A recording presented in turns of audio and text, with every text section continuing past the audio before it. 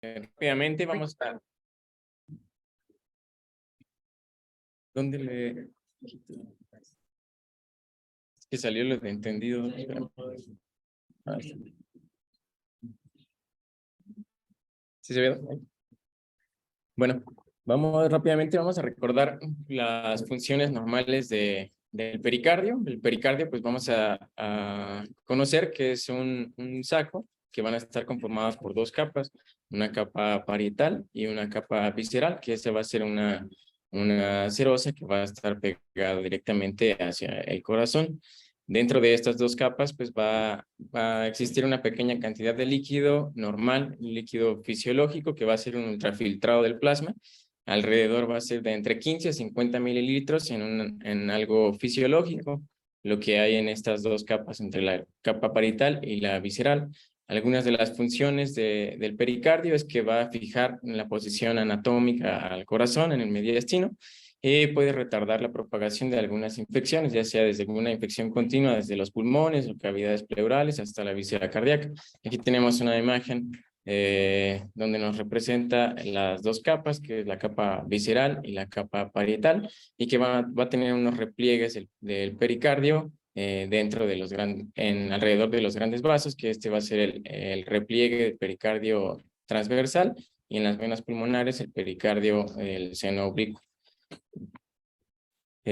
Ahora propiamente en lo que vamos a abordar la clase del día de hoy, que es tamponade, pues el tamponade cardíaco va a ser causado por un aumento anormal en la acumulación de líquido que hablábamos entre estas dos capas en el saco pericárdico.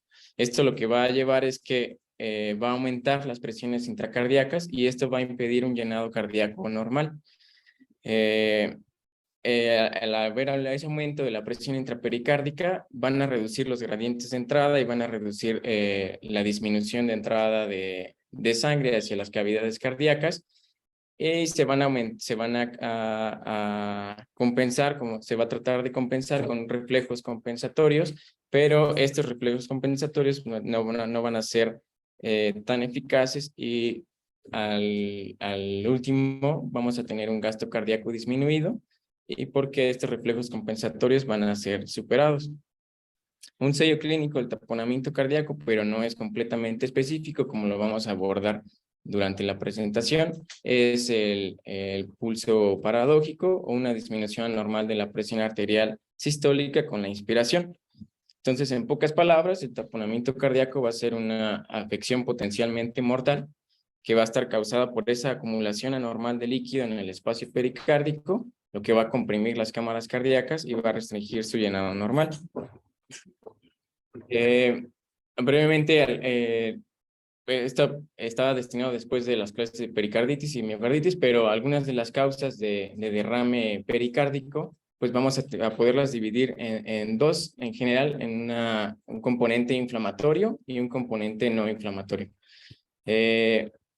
Dentro del componente inflamatorio, pues podemos tener causas ya sea infecciosas, como etiologías virales, entre ellos enterovirus, coxsackie, adenovirus, herpes virus, citomegalovirus, herpes, algunas causas bacterianas. En nuestro medio es muy importante sospechar siempre de Mycobacteria tuberculosis. También podemos pensar en cocos gram positivos, dependiendo de los factores de riesgo del paciente, infecciones fúngicas o por protozoos. También dentro del componente inflamatorio, pues podemos tener por lesión cardíaca, ya sea algún postprocedimiento por una pericardiotomía o algún postinfarto o después de un procedimiento de intervención. O algunas otras causas inflamatorias también, que como causas autoinmunes, de enfermedades autoinmunes, como es el lupus, artritis reumatoide, esclerosis sistémica, granulomatosis, la pericarditis urémica, que también es muy frecuente en aquellos, sobre todo aquellos pacientes que están con enfermedad renal crónica y en terapia de hemodiálisis, dentro de otras. Y dentro del componente no inflamatorio, pues tenemos que sospechar neoplasias, que en realidad los tumores primarios a nivel de pericardio son bastante raros, pero podemos encontrar un mesotelioma o sarcoma, o algún más prevalente, que sean una neoplasia secundaria, como continuidad y metástasis hacia ese nivel de cáncer de pulmón, de mama o linfoma. Causas metabólicas como en un hipotiroidismo grave, en coma mixematoso, o algunas causas traumáticas, ya sea por una lesión pericárdica iatrogénica, de manera directa o indirecta a la lesión, hacia una lesión penetrante en el tórax y que cause este derrame. Las causas más comunes de tamponade, porque pues no todos los derrames que vamos a encontrar en los pacientes pues nos van a hacer esa repercusión hemodinámica y esa condición que pone potencialmente en peligro la vida. Sin embargo, las causas más comunes de los derrames que nos van a causar tamponade, pues vamos a encontrar la pericarditis, los derrames causados por tuberculosis o los derrames iatrogénicos como algún trauma directo o relacionado por algún procedimiento invasivo. Otras causas poco frecuentes van a ser enfermedades vasculares del colágeno o enfermedades autoinmunes, como ya habíamos comentado, el lupus, artritis, esclerosis, alguna post-procedimiento, alguna radiación, posterior a un infarto del miocardio, por uremia, como ya habíamos comentado, infecciones bacterianas. En esta tablita puse es un estudio donde recopila algunas series de pacientes. La serie más grande fue esta de Sagrista Sauleda con 322 pacientes, que básicamente lo que incluía era que todos tuvieran un derrame de moderado a severo con un tamaño aproximado mayor a 10. Dentro de esto, el 37% sí había hecho tamponade y de las etiologías más frecuentes de la causa que hicieron tamponade, pues fue una etiología idiopática en un 29%, por malignidad en un 13% y relacionado con alguna infección en un 6%. En la otra serie de 140 pacientes, en el que el 100% de los pacientes desarrollaron tamponade, igual a las causas de la etiología con mayor frecuencia fueron por malignidad en un 38% y por infección en un 28%. Eso como para tenerlo en cuenta. Ahora, dentro de la fisiopatología del tamponade, la imagen A pues, va a representar un corazón normal.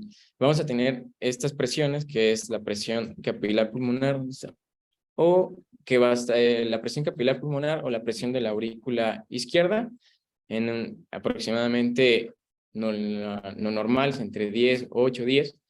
Esta PP se refiere a la presión pericárdica, que en un paciente sin ningún tipo de derrame o de tamponade, pues lo vamos a tener en 0, que va a estar relacionada con la presión intratorácica, que en condiciones normales, no ahorita vamos a ver en condiciones de inspiración y expiración, también va a estar en 0. La diferencia de estas presiones entre la presión capilar pulmonar o la presión de la aurícula izquierda menos la presión pericárdica nos va a dar la presión de llenado ventricular, la presión de llenado del ventrículo izquierdo efectiva. Y esto es lo que nos va a hacer que el llenado hacia las cámaras del corazón. Entonces, esta diferencia de presiones es lo que nos va a permitir el llenado hacia las cámaras. Si tenemos una presión en un paciente normal de 10 y la presión pericárdica está en 0, pues vamos a tener una presión efectiva de llenado del ventrículo izquierdo en 10. ¿Qué es lo que pasa en una persona sin ningún tipo de patología con la inspiración? Con la inspiración va a disminuir esta presión capilar pulmonar, la presión de la aurícula izquierda sí va a disminuir un poco, como lo vemos aquí en 8, pero también la presión intratorácica se va a negativizar. Al negativizarse esa presión intratorácica, pues la presión pericárdica también va a negativizar y vamos a pesar de que disminuye esta presión capilar pulmonar, pero al negativizar la presión pericárdica, pues al final vamos a tener un mayor, la presión de llenado del ventrículo izquierdo efectiva va a ser mayor, como lo vemos aquí comparado en no inspiración en 10, al final con la inspiración pues vamos a favorecer el retorno venoso hacia las cavidades derechas y la presión capilar, la presión de llenado del ventrículo izquierdo efectiva a su vez va a aumentar. Lo que pasa... Ahora, en este apartado C es un paciente con un derrame pericárdico que lo que vamos a ver es que la presión pericárdica va a estar aumentada, ya no va a estar en 0, sino aquí en la presión pericárdica en 20 milímetros de mercurio. La presión intratorácica sigue estando en 0, pero esta presión pericárdica pues va a estar aumentada por la presencia del derrame pericárdico, que va a estar con las flechas de color naranja representada en la imagen. De esto, al hacer la diferencia de restas entre la presión capilar pulmonar y la presión pericárdica, pues vamos a tener que hubo un descenso francamente disminuido hacia la presión de llenado ventricular efectiva del ventrículo izquierdo. Entonces, eso es lo que nos va a repercutir el derrame pericárdico y en este caso el tamponade hacia una disminución de las presiones del corazón. ¿Qué es lo que sucede con la inspiración? Como habíamos comentado, disminuye la presión capilar pulmonar y disminuye la presión en la aurícula izquierda, se negativiza la presión intratorácica, pero la presión pericárdica se mantiene estable, está representada por estas flechas naranjas y la vamos a tener, por ejemplo, aquí todavía en 20 milímetros de mercurio. Al haber disminuido esta presión de la aurícula izquierda, y que al negativizarse la presión intratorácica, pero que esto no repercute en la presión pericárdica por la constricción que está haciendo el derrame hacia las cavidades, pues vamos a tener una disminución hacia la presión de llenado del ventrículo izquierdo. A esto se le suma que con la inspiración pues aumenta el retorno venoso hacia las cavidades derechas del corazón y entonces esta compresión y disminución del llenado de las cámaras cardíacas va a estar determinado por este punto directamente por la compresión del derrame pericárdico y por este otro punto que vamos a ver posteriormente, que se llama el fenómeno de interdependencia ventricular, que al aumentar la presión al aumentar el retorno venoso hacia las cavidades derechas, va a aumentar la presión en las cavidades derechas, específicamente ahorita en el ventrículo derecho, y este aumento de la presión nos va al haber disminuido tanto la presión del ventrículo izquierdo, va a sobrepasar esa diferencia de presiones y vamos a tener el fenómeno que conocemos como interdependencia ventricular.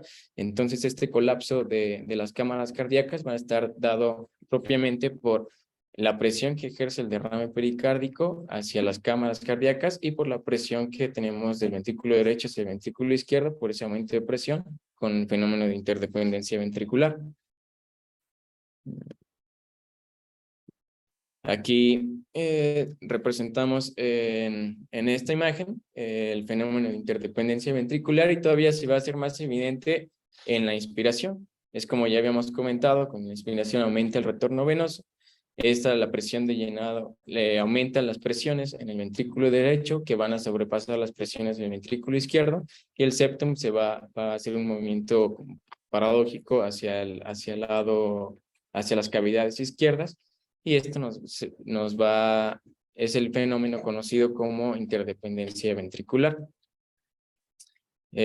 Bueno, esto ya es lo que comentábamos y este fenómeno es lo que nos va a dar el signo que nosotros podemos ver en el tamponade, que es un signo típico, pero sin embargo no es específico del tamponade, como lo vamos a ver posteriormente. Pero este mecanismo fisiopatológico es lo que nos explica nosotros encontrar ese pulso paradójico, que va a ser una disminución de la presión sistólica, más de 10 milímetros de mercurio con la inspiración. Tiene una sensibilidad del 80%, pero sin embargo no es muy específico, solo del 40%.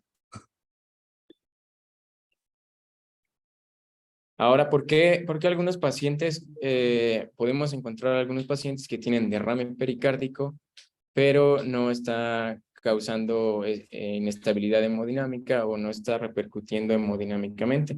Esto se ve representado en estas gráficas.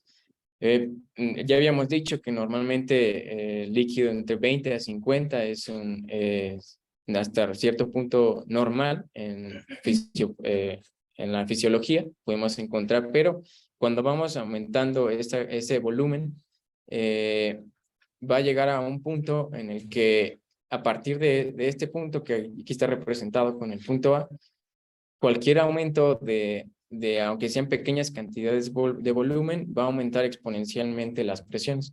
Entonces, esto también tiene cierta forma en por qué algunos pacientes si se instaura agudamente el derrame, podemos tener un tamponade en pocos días, o en algunos pacientes que tenemos un derrame ya de forma crónica, a pesar de tener mayores volúmenes, todavía no superamos este umbral que aumenta exponencialmente las presiones y por eso no tiene repercusión hemodinámica. Esta es la diferencia entre un derrame que se instaura de manera aguda.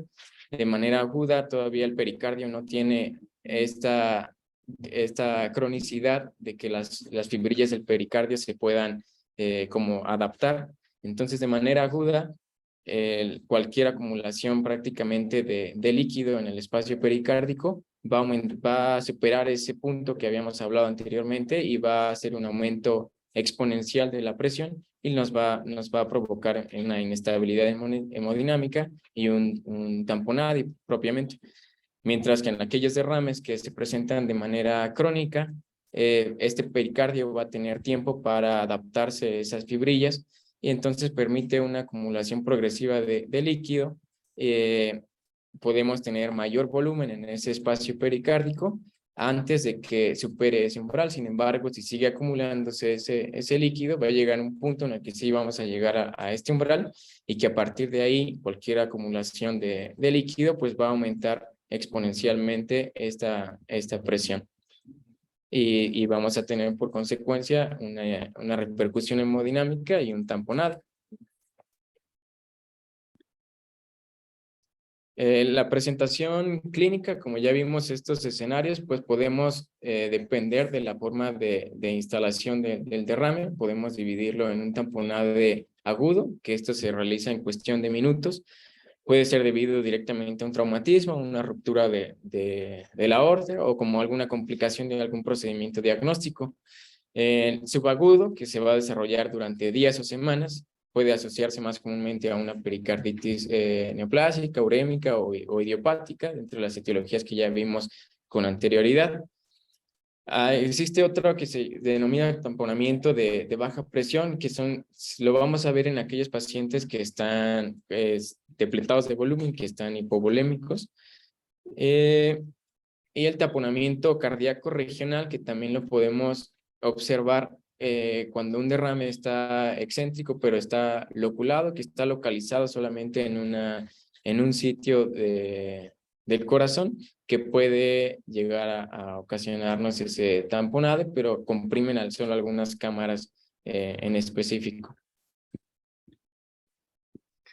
Bueno, la presentación clínica, vamos a ver ahorita algunos signos que podemos ver dentro del tamponade, pero por sí solos no van a ser altamente sensibles o específicos para el diagnóstico. Ya vamos a ver que el ecocardiograma es el estudio de imagen con mayor sensibilidad y especificidad para el diagnóstico, pero dentro de los signos clínicos se habla de la triada de Beck, que es hipotensión arterial, la plétora yugular y los ruidos cardíacos velados, pero estos solamente los vamos a encontrar en una minoría de los casos de los pacientes con tamponade.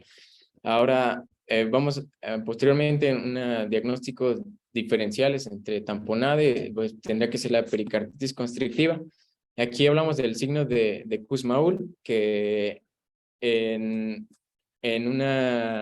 lo normal es que cuando haya una inspiración disminuya la presión venosa yugular porque aumenta el retorno venoso y aumenta el llenado hacia las cavidades del corazón. Esa ausencia de la disminución inspiratoria, de la disminución de la presión venosa yugular con la inspiración, se denomina el signo de Kussmaul. Este signo lo vamos a encontrar en pericarditis constrictiva, sin embargo, en un tamponade no deberíamos de encontrarlo, y eso es como alguna de las diferencias que vamos a ver entre tamponade y pericarditis constrictiva. Los signos, la taquicardia, es común que se encuentre en todos los pacientes y eso es por los mecanismos compensatorios que habíamos hablado. Al disminuir la presión de llenado del ventrículo izquierdo, se disminuye el gasto cardíaco y como un mecanismo reflejo tratamos de activar el tono simpático y tratar de compensar de esta forma. Sin embargo, esos mecanismos compensatorios no van a ser suficientes y pues vamos a tener va a terminar en una inestabilidad hemodinámica del paciente. La plétora yugular o la presión venosa yugular casi siempre va a estar elevada, vamos a encontrar plétora yugular. Y aquí vamos a tener lo de las ondas de pulso venoso, porque se habla de que en tamponade el descenso de la Y va a estar atenuado o ausente. ¿Esto qué significa? Estas son la representación de las ondas de pulso de la vena yugular, donde la onda va a corresponder a la contracción o patada auricular. Este pequeña onda que se observa aquí, que es la onda C, va a corresponder a la contracción ventricular, pero va a ser esta se ve por la protrusión tricuspidia hacia la aurícula. Entonces podemos ver todavía esta pequeña onda positiva. Esta onda X, o el seno X, va a corresponder a la relajación auricular. Aquí la onda B va a corresponder propiamente al llenado auricular y a la relajación isovolumétrica, donde ocurre el llenado auricular. Y aquí la onda Y de la que hablábamos, esta va a corresponder a la fase de llenado rápido ventricular. Entonces vamos a tener una ausencia o una disminución de esta onda Y en las ondas de pulso venoso de la vena yugular. Lo del pulso paradójico que hablábamos, que es una disminución de la presión arterial sistólica en más de 10 milímetros de mercurio con la inspiración. Es un hallazgo común en el tamponade, como ya habíamos hablado, es bastante sensible, pero sin embargo no es específico. Y eso va a ser consecuencia del fenómeno de interdependencia ventricular que habíamos hablado con anterioridad. Algunas otras condiciones que van a estar asociadas con pulso paradójico en ausencia de algún tamponade puede ser una exacerbación de una enfermedad pulmonar obstructiva, un infarto del ventrículo derecho porque aumenta esa interdependencia ventricular debido a una dilatación abrupta del ventrículo derecho, o un embolismo pulmonar también debido a un incremento de esa interdependencia ventricular por la misma dilatación del ventrículo derecho de manera abrupta. O en caso de pericarditis constrictiva, también podemos llegar a encontrar este pulso paradójico. Entonces, por lo tanto, no es específico de tamponade, pero sí es muy frecuente encontrarlo en pacientes con tamponade. El frote pericárdico, pues es un roce pericárdico que lo podemos escuchar a la auscultación del paciente, y eso va a ser debido a la inflamación de las serosas del pericardio. En pericarditis. Bueno, sí, porque en tamponade estarían velados los ruidos. Sí, claro.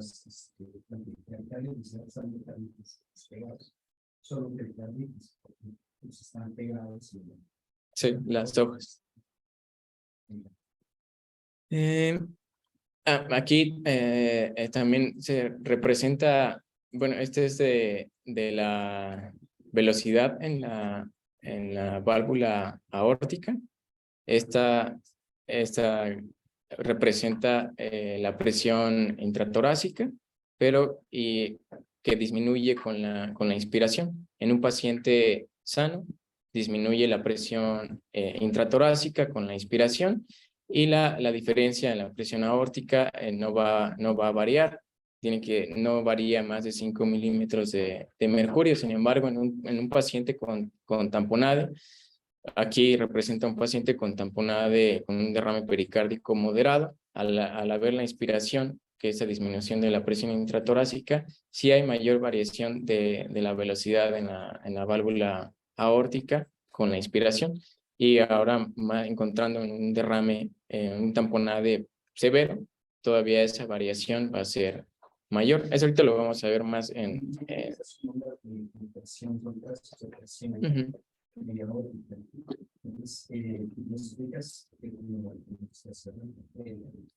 Por inspiración, ¿qué pasa? Eso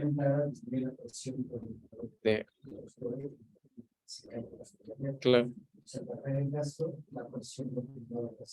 Checa.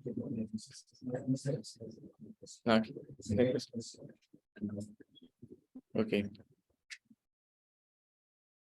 Para evaluación, podemos en primera instancia solicitar un electrocardiograma, radiografía de tórax, pero el estudio de imagen con mayor sensibilidad y especificidad, pues va a ser el ecocardiograma. Sí existen otras técnicas de imagen, como son la tomografía y la resonancia magnética, pero generalmente no van a ser necesarias para realizar el diagnóstico, pero sí van a ser útiles en ciertos otros aspectos que vamos a ver en las diapositivas siguientes.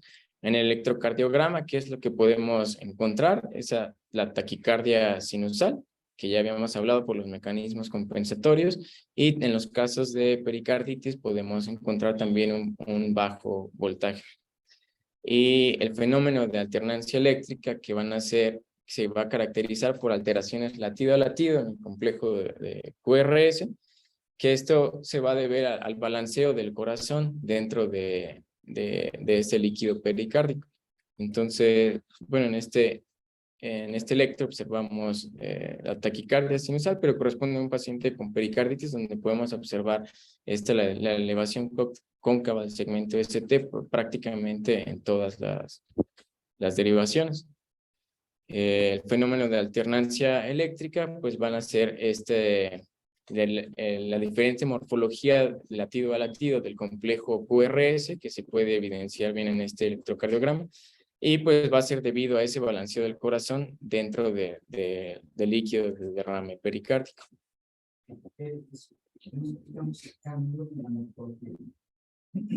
Había leído que es por el propio latido que balancea el corazón, entonces cambia el vector. Un latido está con la dirección y el siguiente latido se movió el corazón. Ese vector cambia. Por eso, porque normalmente lo que vamos a ver más, bueno, es los cambios en el voltaje. En el voltaje. Vamos a ver los cambios en el voltaje. Cuando ya vemos estos cambios en la metodología es porque derrame está balanceándose. Sí. Y se mueve totalmente dentro de la actividad. Vamos a hacer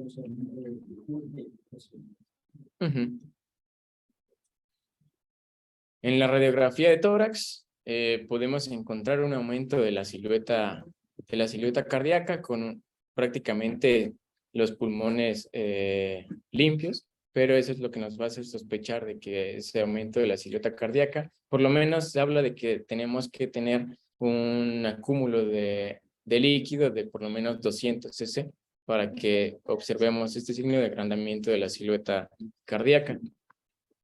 Ahora sí, en lo que respecta al ecocardiograma, pues va a ser el mejor método que podemos nosotros utilizar para hacer el diagnóstico de derrame pericárdico.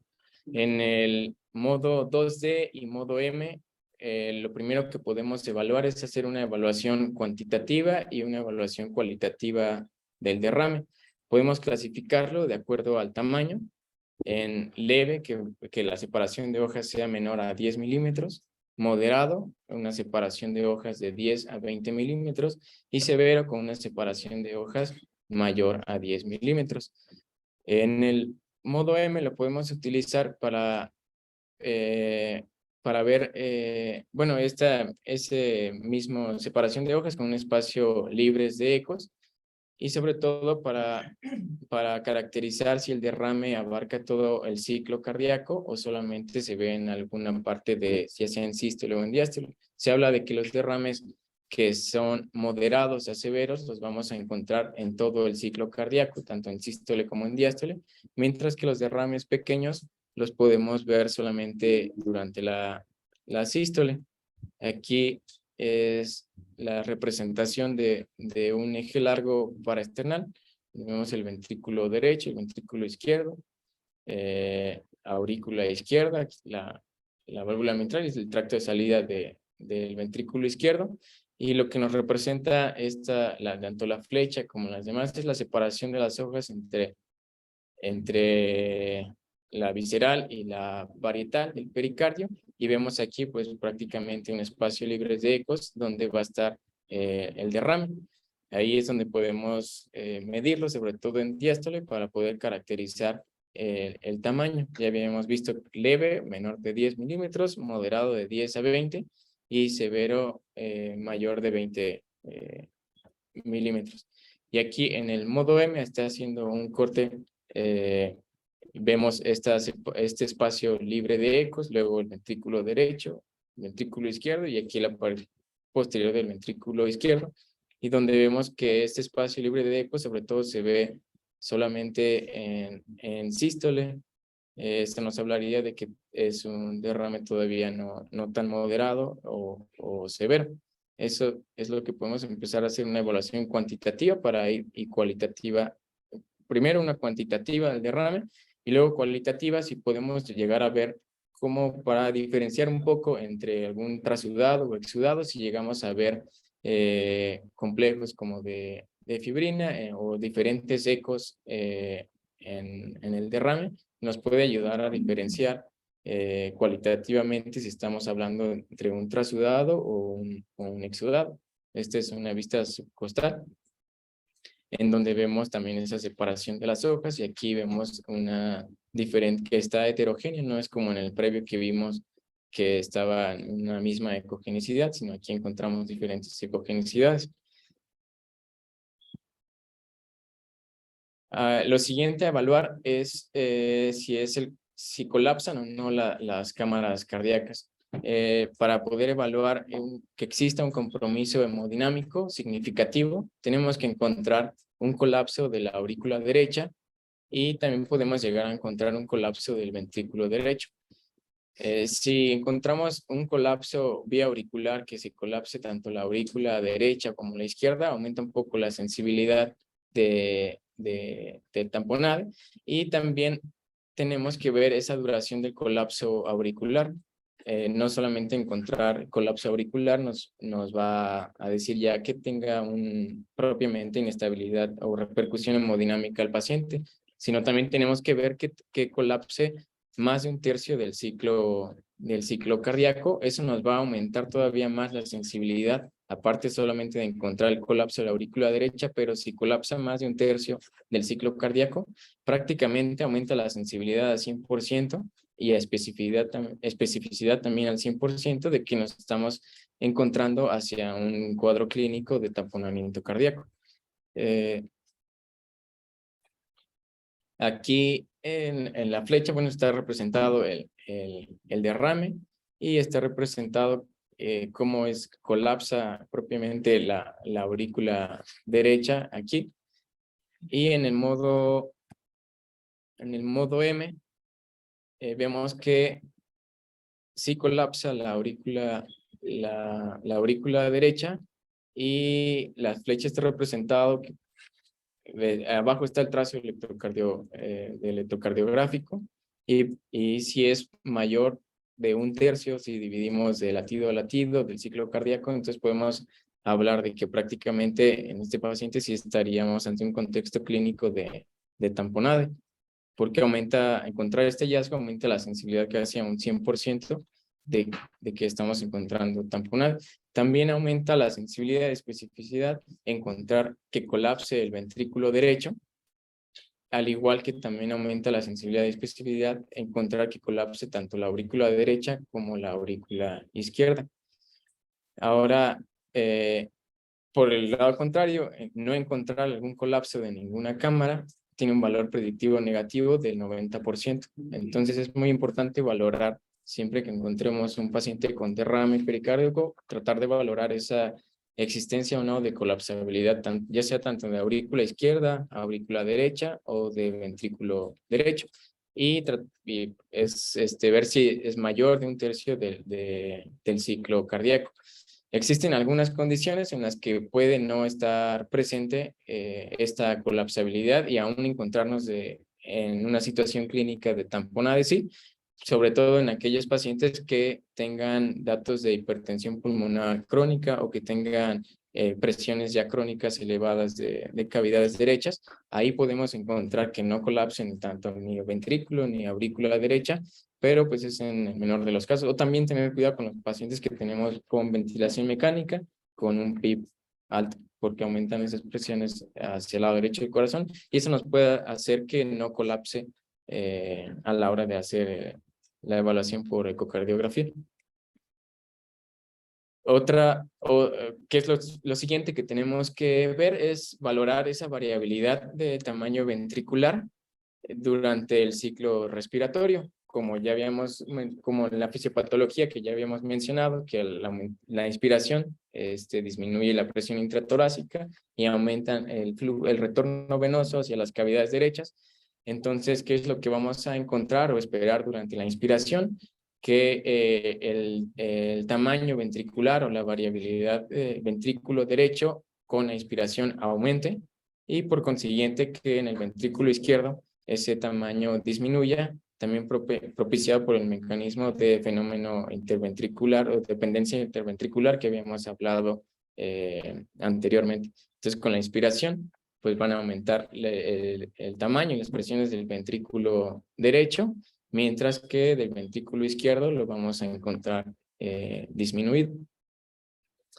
También esto se refiere al septo por el mecanismo de dependencia interventricular.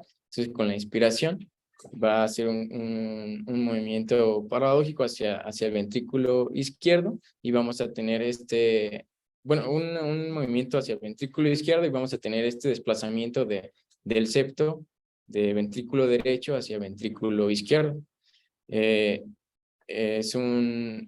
Sobre todo lo vemos a la inspiración y es un hallazgo común, pero tampoco va a ser específico de tamponade.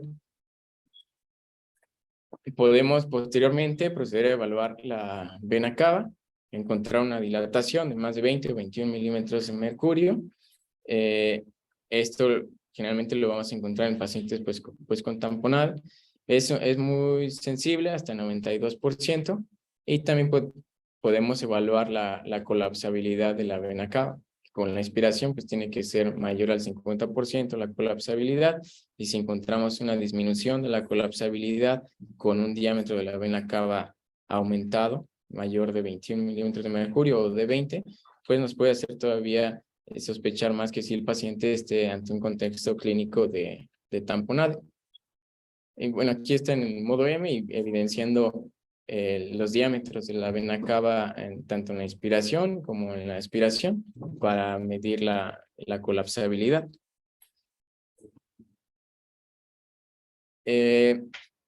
Posteriormente, eso fue en el modo 2D y modo M del ecocardiograma, pero en el Doppler, es el Doppler pulsado, ¿no?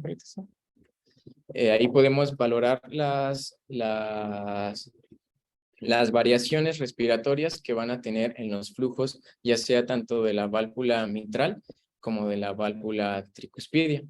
En un paciente sano, sí es normal encontrar estas variaciones respiratorias que con la inspiración aumenten las velocidades de flujo en la válvula tricuspidia y en la válvula mitral con la inspiración van a disminuir estas velocidades de flujo de la válvula mitral. Sin embargo, en un paciente con tamponade todavía vamos a encontrar una mayor diferencia de estas variaciones con la respiración. En la válvula tricuspidia vamos a encontrar que existe una diferencia mayor. Hay diferentes bibliografías, algunas marcan de 40, 45%, otras de 60%, pero vamos a encontrar esa diferencia en los flujos transvalvulares, tanto en la inspiración como en la expiración. En un paciente con tamponade, esa diferencia en válvula tricúspide tiene que ser mayor al 40%, y en mitral, una disminución de por lo menos el 25%. Aquí es lo que vemos en está representada en el Doppler en la válvula mitral. Con la inspiración vemos que hay una disminución de los flujos transvalvulares en la válvula mitral comparado con la expiración del paciente. Encontrar esta variación de más de 25% en válvula mitral que disminuya durante la inspiración, pues es característico de un paciente con tamponade, mientras que en la válvula, aquí está haciendo el corte, en la válvula tricúspide, aquí estamos valorando los flujos transvalvulares, que con la inspiración en válvula tricúspide pues va a aumentar estos flujos y flujos de velocidad, y con la expiración van a disminuir. Y esta diferencia de más de 40% nos habla de un paciente con tamponado. Bueno, aquí nada más pongo lo del 25 y lo del 40%. Entonces, en la válvula mitral, con la inspiración, una disminución de más de 25% la diferencia con la inspiración, y en tricúspide, una diferencia aumenta con la inspiración en más de un 40% comparado con la inspiración del paciente. Esta prácticamente es lo mismo, pero aquí estamos a nivel de 5 cámaras, a nivel de la válvula aórtica. Entonces, en válvula aórtica, con la inspiración, vamos a encontrar una caída por lo menos de más del 10% relacionada con la inspiración del paciente, y va a ser lo contrario del lado derecho del corazón, en el tracto de salida hacia las pulmonares, pues va a ser un aumento con la inspiración de más del 10% comparado con la expiración. Esta es una tablita de prácticamente un resumen de todos los signos que podemos encontrar en el ecocardiograma, pero es básicamente lo que ya habíamos comentado. Ahora, los otros estudios que habíamos comentado en un inicio de la resonancia o la tomografía, pues nos van a ser útiles sobre todo en aquellos derrames que sean complejos o que estén loculados, o también como para evaluar si existe alguna otra condición extracardíaca o alguna otra enfermedad extracardíaca. Lo mismo pasa con la resonancia magnética o con la tomografía, que van a ser útiles en esas situaciones, y también para caracterizar el tejido, los tejidos, pero no son necesarios para hacer el diagnóstico. Como ya vimos, la herramienta más útil es el ecocardiograma. Y aquí hablamos lo del diferencial con la pericarditis constrictiva, la ausencia de la onda Y que ya habíamos comentado, pues sí la vamos a encontrar en el taponamiento, mientras que en la pericarditis constrictiva no vamos a tener esa ausencia de la onda Y. El signo de Kussmaul, que lo habíamos comentado previamente, en la pericarditis constrictiva sí va a estar presente, y en el tamponade no va a estar presente. El fenómeno de alternancia eléctrica lo vamos a encontrar por el balanceo en el derrame, en el tamponamiento, mientras que en la pericarditis constrictiva pues no lo encontramos. Calcificaciones del pericardio, en pericarditis constrictiva sí lo podemos encontrar, mientras que en tamponade no.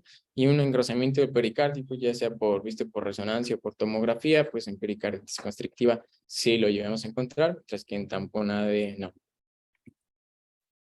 Ahora para el tratamiento, en la guía de la SC del 2015, bueno, estas son las recomendaciones de que en todo paciente está recomendado el ecocardiograma como el primer estudio de imagen, y nos hablan de un sistema triage que nos lo marca ahí en la guía, que es este que vemos aquí del lado derecho, y esto es como para hacer un puntaje, evaluar al paciente con estos son 5 pasos. Evaluamos perdón. Son 5 pasos en los que tenemos que, paso 1, 2, 3 pasos, perdón.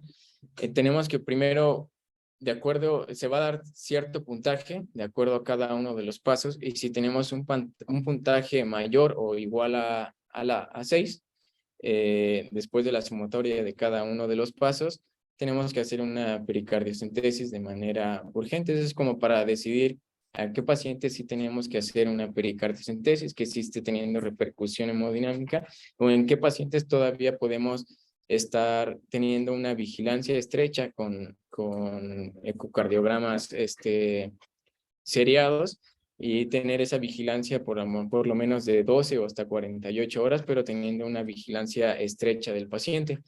En el paso 1, de acuerdo a la etiología, pues nos van a dar cierto puntaje. Si se sospecha o se confirma que sea una etiología maligna, nos van a dar 2 puntos. Si es por Mycobacterium tuberculosis, 2 puntos.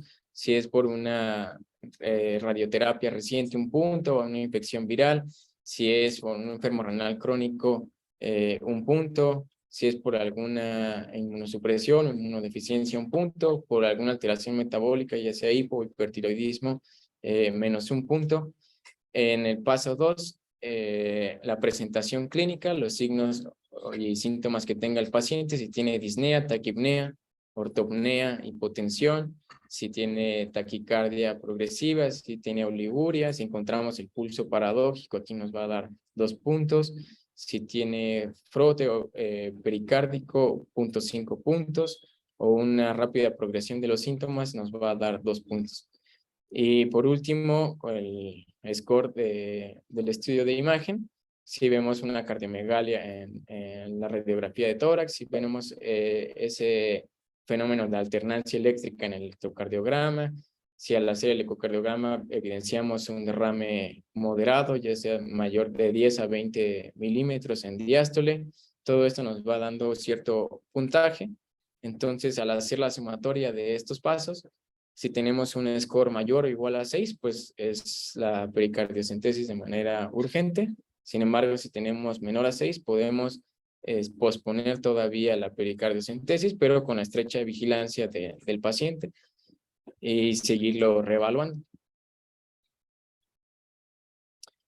Dentro del tratamiento, pues es importante conocer el historial médico del paciente, confirmar la presencia del derrame, ya hacer la evaluación cuantitativa y cualitativa, como ya habíamos visto, ver si es circunferencial o solamente está localizado en alguna cámara, como algún derrame loculado.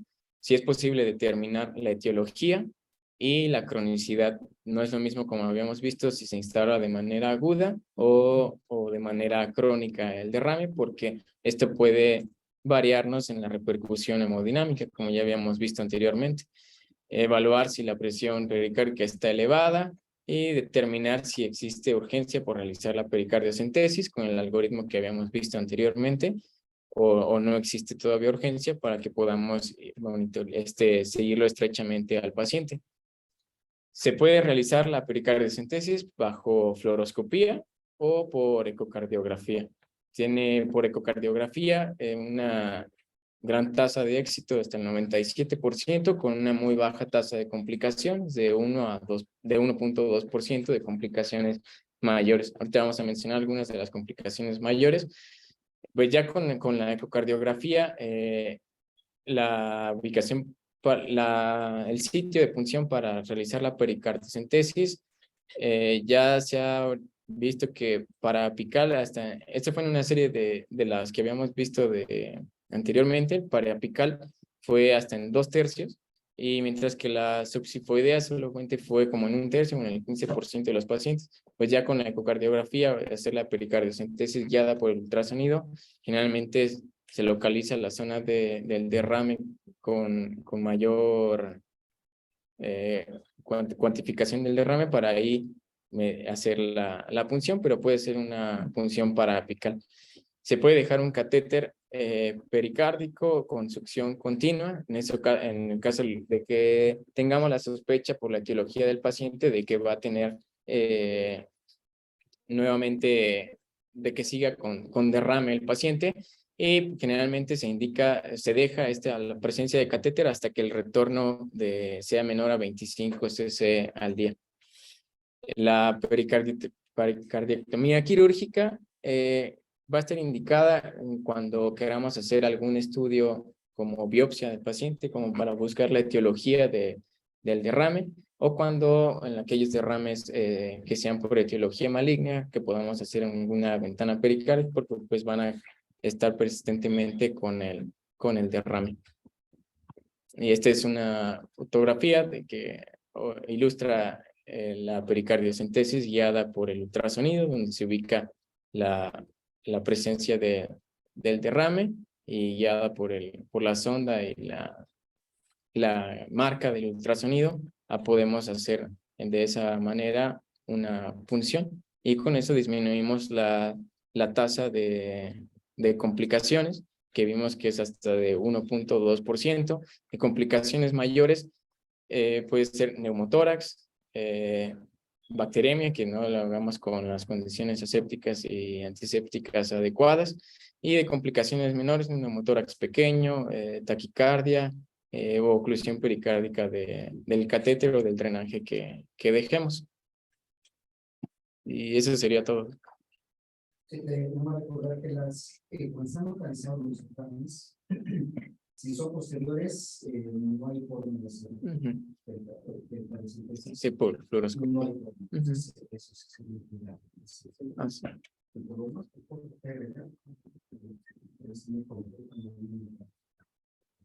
Gracias, El doctor. tratamiento carbonado es Sí. si hay intervalo carbonado, Vigilancia. Sí.